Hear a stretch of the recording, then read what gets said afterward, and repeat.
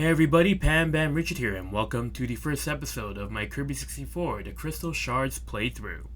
Reeling it back to the year 2000, this is Kirby's first foray, his first 3D adventure on a main console. So, this game has a bit of a special place in my heart because for those who do know me, I am a Kirby fan, and considering that I've spent a lot of time with Kirby Superstar, Kirby's Dream Course, Kirby's Avalanche, one of those being an actual console Kirby game, I was more than excited to get this game for the first time as a wee old lad while I was still getting exposed to other N64 games at the time. So right over here we have the opening cutscene depicting exactly what will lead into the introduction, as a prologue would normally do for any video game. And here we go, Kirby 64 the Crystal Shards. Let's get things going here. We're going to be starting up a new file, level 1, and yes, we do know how to use Kirby's copy ability, which I'll be demonstrating shortly. But yeah, I do have a lot of memories with this game. However, I wasn't a Kirby fan who grew up with the other games before this game. I like to consider it the Dark Matter trilogy. It started off with Kirby's Dream Land 2, Kirby's Dream Land 3, and is finalized with this game, Kirby and the Crystal Shards. But that didn't really hinder my experience at all. You didn't really need to know much about those previous two games, and this was pretty much one of the first Kirby games that I ever 100%ed, which we will be doing in this playthrough. So, we will be starting off here in level 1 Pop Star. Each level has about 4 to 5 stages, including the boss stage at the end, and each stage has 3 crystal shards to pick up. So we have Kirby here. We got 6 bars at the bottom there representing our health. The bottom left corner represents our extra lives. The gauge underneath also represents the stars, which represent our coins. We'll be talking more about that later. Kirby can move left or right. It is a 3D game, but it is at a 2.5 perspective. He can jump with the A button, he can jump and float by repeatedly pressing the A button, and can release an air puff by pressing B while floating. Hold down and press A to slide. And there's our star. If we collect 30 of those, we will gain an extra life. So, the main gimmick of this game, besides inhaling by pressing the B button and exhaling by pressing the B button while you have something in your mouth, you can also inhale and swallow, which is pretty much the general gist of what Kirby is. But yes, going back to the main gimmick of this game, you can combine power-ups. So what we just had there is fire, and we will now combine it with needle, and we now have fire and needle, and that will give us a new power-up over here. So this is pretty much where Kirby 64 excels. It's all about discovering the different combinations, and you do need to explore in order to get 100% of this game.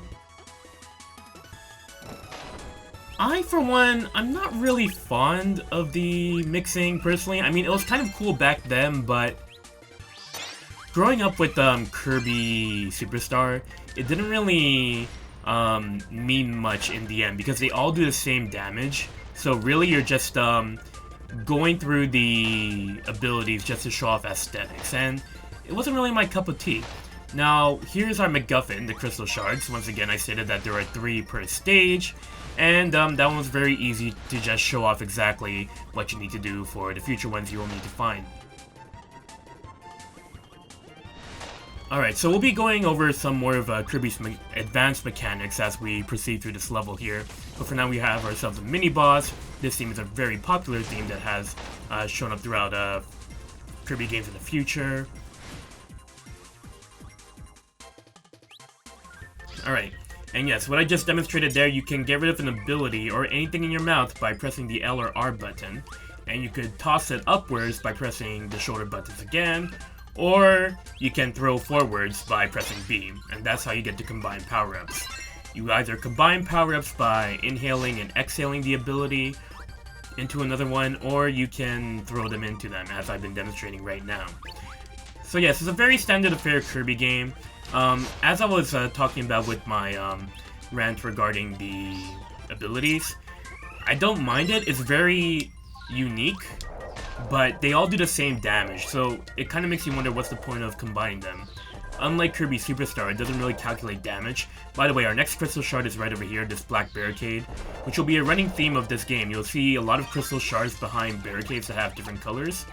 Those are essentially your clues in order to figure out what kind of ability you need to use next. Now, level 1 Popstar is a little bit unique, where there are boss battles, air quotes, at the end of each stage in this game, in this level I mean. This is only in Popstar, it doesn't exist in any other level in this game, so redundancy at its finest, but we see here Waddle Dee finding a crystal shard, and that black creature whom we saw in the introduction is known as a black matter. Upon possession, he turns the people that they possess evil, so Waddle Dee has become Waddle Doo. This game's a little bit interesting because this Waddle Dee is the only Waddle Dee that exists in this entire universe, so it's kind of weird because in Kirby's Dream Land 3 and Kirby's Dream Land 2, Waddle Dees do exist as standard enemies, so to sort of have a cutscene Waddle Dee is like, what kind of universe is this compared to the previous two games? But yeah, a very simple boss fight, he just tries to charge into you. If you're looking for difficulty in a Kirby game, you're definitely not going to be seeing that in the very beginning of the game, that's for sure. But with these boss battles that we encounter throughout this level, we have some new recruits throughout this adventure now, and Waddle Dee has joined our team. This is the bonus game, and it's equivalent to how Dreamland 3 works, but instead you have to pick a direction to stop at by pressing A, and the distance that you travel depends on how far Kirby's arms are swung. So if we swing it all the way to the back there, we'll go farther, and we got ourselves an info card. We'll talk more about that later, because right now we'll be going through stage 2. So yeah, regarding this game and how it's exploited and whatnot, it did take me a long time to get 100%, because there was this one crystal shard that really was really elusive for me. Actually, there were two. One that I learned of in Nintendo Power. I will be showing more about that once we get to that stage. There's another one as well, which is the last one that I got that I learned from a friend, one of my childhood friends during the time, and yeah, I will talk more about that once we get to that stage. But yeah, see, this is what I'm talking about. Cool, we have all these abilities, but they all do the same damage, and why would you stick with just stone here, where you could just walk forward? Yeah, you're invincible, right, but there are definitely way better combinations that you can stick with in this game, and it's just like, again, growing up with Kirby Superstar and coming to this game, I didn't mind it when I was younger, but after analyzing a lot of Kirby games, and especially with the newer ones, considering Triple Deluxe and Planet Robobot, it's just kind of hard to go back to this one. And it kind of reflects the other problems that I had with Kirby's Dream Land 3. I know a lot of people like that game, but it's not really my cup of tea. It was very stiff for me. There is this unique power-up here with Spark and Ice. You become a fridge, and you attack by using the contents of your fridge. And you could also restore your HP. So, I mean, you could even stick with this if you find that this Kirby game is very hard for you. And, I mean, I don't think I've ever met anybody who has said that Kirby games are hard for you, unless you're the age of 4. But if you are that person, then please contact me, because I would like to know more about you. But in any case, this is where your partners that you recruit throughout the game help out as well. It's during scripted sequences. I don't think Waddle Dee ever does this anymore in any other game or any other stage in this game. But it's just to demonstrate that, hey, the partners that you recruit, they'll be able to help you out throughout your adventure. See, that's line of stars, dive down to grab a crystal shard, make sure that you fly back quickly. Kirby, when he's in flight, runs out of breath, as I'll demonstrate here, which I've never experienced in any other Kirby game before. So you have to be mindful of your breath, apparently, in this game. I don't know why they made that a feature here, but oh well. That wasn't an issue in any game previous or after this, so this is honestly the only one. Well, I guess you could obviously say Super Smash Bros., but that's not an official Kirby game, even though it's made by HAL and Masahiro Sakurai. So we have ourselves a bouncer here. Very simple. If you're expecting challenges from mini-bosses, especially in the beginning of the game, of a Kirby game no less, you're not getting much. So we got ourselves a second crystal shard, and just like I mentioned previously, with every stage in this level, there is a boss, air quotes. This one is interesting because it does follow the tropes that previous Kirby games before this one has formulated with its bosses. Once again, redundancy at its finest. But essentially, this boss, by the way, this character is known as Adeline, who is related to Ado in Kirby's Dream Land 3. They both have a similar appearance, but Ado is a male, Adeline here is a female, possessed by dark matter, and yes, you guessed it, Adeline here is the paint roller enemy. The one who established that trope for Kirby games since Kirby's Adventure. To be honest, I can't remember any other Kirby bosses before Kirby 64 that did the whole paint roller gimmick. It didn't become a gimmick until Kirby and the Amazing Earth. By the way, I still have no idea what that is to this day. I don't know if I even want to know. But in any case, that's dead. And Adeline paints up a small little mini-boss here. A nice little callback to Kirby's Dream Land 2, the Ice Dragon. World 4 boss, by the way. But yeah, they didn't really go back to the whole paint roller gimmick until, ooh boy. Oh wow, you're even invincible when you're like in fridge form. And getting some more callbacks, we got, I think this is Kirby's Dream Land 3. Again, I don't really care about Kirby's Dream Land 3, but that's just my personal opinion. But that's Dark Matter's appearance from Kirby's Dream Land 3. And we have Adeline trying to attack you herself. Apparently her paintings are super strong, but she can be defeated. She's the only boss in this game can be defeated in one hit by a slide. Your basic move, you get your crystal shard. Oh, I think I lost the ability. The C buttons can also cause you to lift up your ability by the same way as you would press L or R. I'm playing this on the Wii U Virtual Console, so unfortunately I tilted the right stick, so I think I lost that ability, but that's okay. Whatever. Like I said, the abilities, the only difference between them all are pretty much aesthetic and range. They all do the same damage no matter what. The only exception being that, yeah, I lost the ability. The only exception being that, what's it called? The special, that fridge one that I got that gives you food that you can restore your health. Alright, stage 3, somebody's castle. I wonder who, Popstar in any case. Yeah, going back to the whole paint roller thing. Yeah, we had Wiz from, what's it called? Kirby and the Amazing Mirror. And then, we did have, what's it called? That enemy from, Kirby's Return to Dreamland. Mr. Duder kind of represented him with regards to, what did he do? Oh yeah, he had the magical hat. So it's kind of like half Wiz, half paint roller, Wiz's hat, but instead Wiz's hat.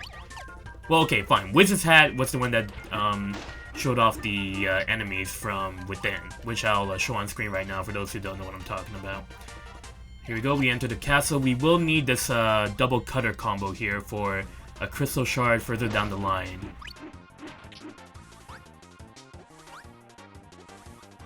The soundtrack here is pretty varied, actually. The trumpets here are pretty nice. It's nothing really to write home about, though. It's just sort of there, like most other Kirby soundtracks. Kirby Superstar has a great soundtrack, but I have a lot of nostalgia for that game, so that could be my nostalgia talking. Also, Kirby Planet Robot is not bad either. Actually, there are some very good tracks further down in this game. I'm sort of just rediscovering this as I continue to play through this game. Again, the last time I played...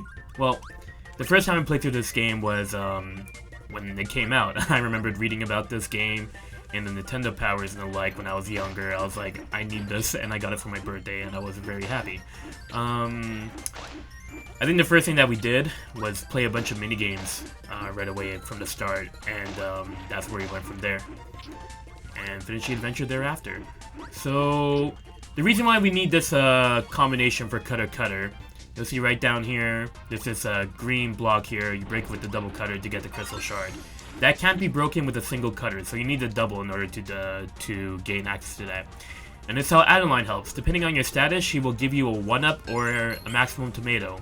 Maximum tomato if you are low on HP, and an extra life if you are full in HP. So we got ourselves the next crystal shard here. You just have to fly up, move to the left.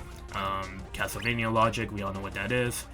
We don't need this anymore. Honestly, it won't help anymore. Actually, I think the ability that'll... Well, alright. There is one ability that can pretty much break the game. I'm not doing it here right now because this is the first level, Pop Star. You don't really need it because any other ability will do fine, but I'll be showing off that other ability once we get to stage 2, where I think, actually, maybe stage 3, we'll see as we go through this game. But there's one ability that's extremely broken in this game, which makes you question why would you use any of the other abilities besides getting crystal shards. Like, you could argue that, oh hey, it's Nintendo or HAL's way of getting you to explore the other abilities, but if you don't go through the stage the first time, then you don't even know if you need the ability anyway.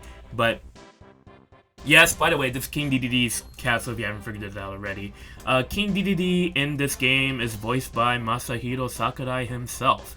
And by that, he only does the occasional grunt. Which, yeah, not much of a contribution, but hey, it's kind of cool when the creator likes to voice the characters that he makes.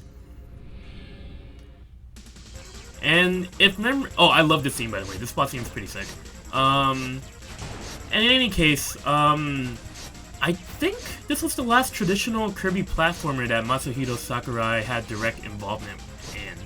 I mean, you could argue Kirby's Nightmare in Dreamland, but that's a remake. Kirby's Air Ride, I'm pretty sure was the last one that he had direct involvement with. So, please correct me if I'm wrong. My Kirby memory isn't really up to snuff compared to Tales of and even Puyo now recently. But yes, our final recruit for this adventure. We got Waddle Dee, Adeline, and now King DDD has joined the adventure. And he does help out the most out of the party members, or you could argue that Waddle Dee does the same amount, but I personally enjoy his segments more. You'll definitely be seeing more of that in the next level, but here we are, the boss of Pop Star. Surprise! If you're not a Kirby veteran, then you obviously don't know who this guy is, but everybody knows who this guy is. What am I saying? This is Wispy Woods. There are 2 phases. First off, you gotta kill Wispy Woods Jr. all around him.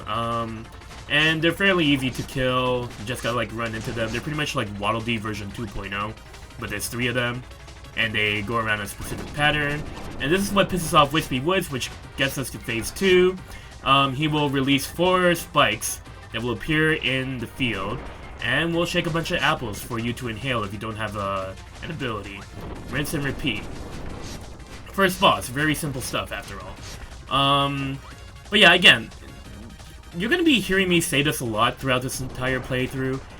I love the creativity of the abilities, for the most part, but again, it makes you wonder exactly why these abilities even exist or have that creativity if they all have the same, like, damage output.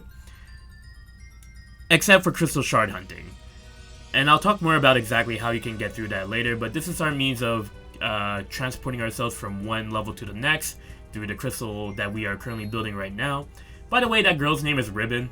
I should have mentioned that in the beginning, but I mean, it's just her name. Whatever. Alright, so we're done Pop Star right now. In the next episode, we'll be moving on to level 2, Rockstar. Hardy har har har. Until next time, take care.